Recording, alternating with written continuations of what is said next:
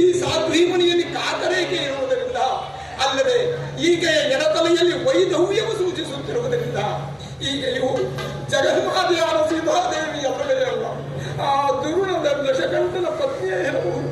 ಅಮ್ಮ ಸೀತಾಮಾತೆ, ಈ ಪಾಮರನ ಅಪರಾಧವನ್ನು ಮನ್ನಿಸುತ್ತಾಯಿ. ಮೊದಲೇ ಕವಿಬುದ್ಧಿ ರಾಮಚಂದ್ರ, ಸೀತಾಮಾತೆಯವರ ವಿಚಾರವಾಗಿ ನಾನು ನಿಮ್ಮೊಡನಾಡಿದ ಅಪರಾಧವನ್ನು ಮನ್ನಿಸಬೇಕು.